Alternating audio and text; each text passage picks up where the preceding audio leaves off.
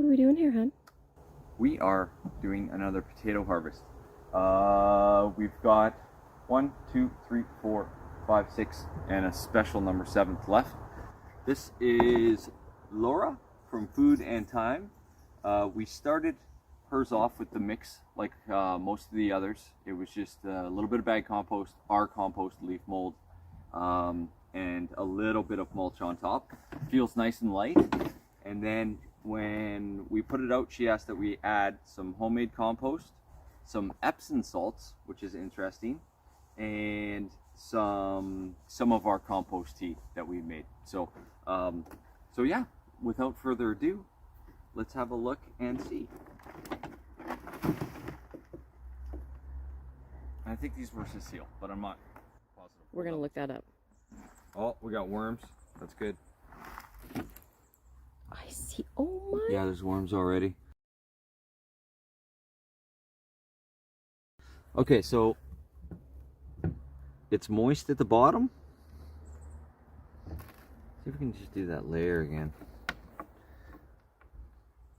So the interesting thing is that we don't find any potatoes below where we planted them, right?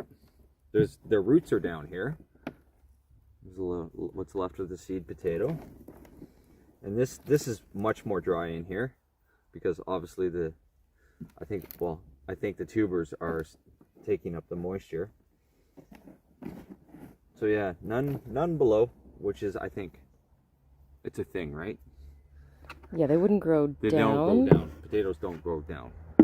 They either Correct me grow. if I'm wrong. They either grow on the same level if they're earlies, Right. and I think maybe second earlies too. Right. I think, and then A nice one. your main crops will grow along the stem as the stem grows up. Right. But these aren't main crops, so. Again, the soil is not, it's pretty chunky. I mean, there's lots of leaf mold in there. So, and a bunch of our own compost, which was inherently chunky as well. So, but yeah, nice too. There are some nice sized potatoes in there. Yeah. Doesn't look like anything's eaten these yet. And we are going to be saving the potato. Ooh. We might not save that one. Just take the babies off. We'll just put that there for now. That's the other baby.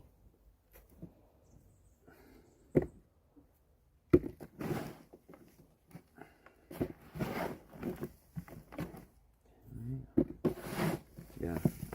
Quite dry, but all good.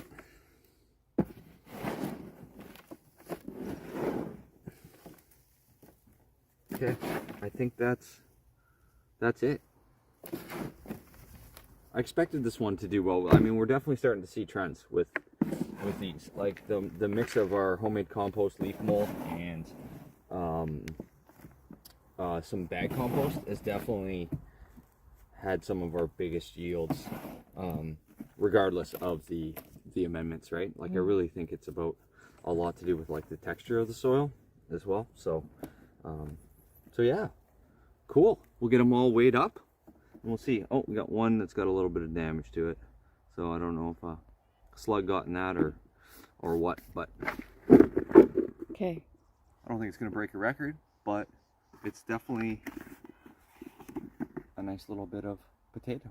So we'll get Delicious. it weighed up. Let's go. Okay, let's go. Okay. Okay. All right, so I think this is like 3 pounds? 3 and a bit? What do you think?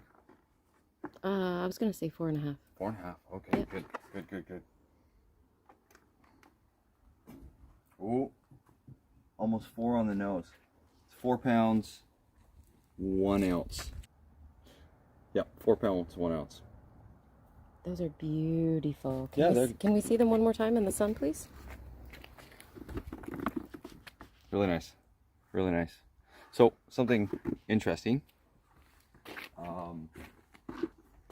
is these were the same potatoes as Ian's that we just harvested last week. So, A couple weeks ago. yeah, I think the biggest difference between the two is the texture, because Ian's was soil from behind the garage, basically dirt.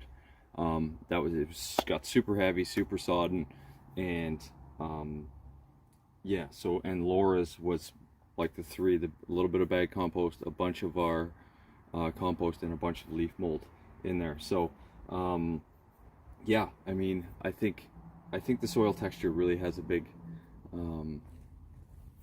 part to play. So double the yield. So pretty cool. Very cool. Pretty cool. Okay, so all right, we're gonna have some delicious potatoes tonight. Okay, I'm starting to catch up. Well done. Hands dirty. Stay awesome, guys. Cheers. And see.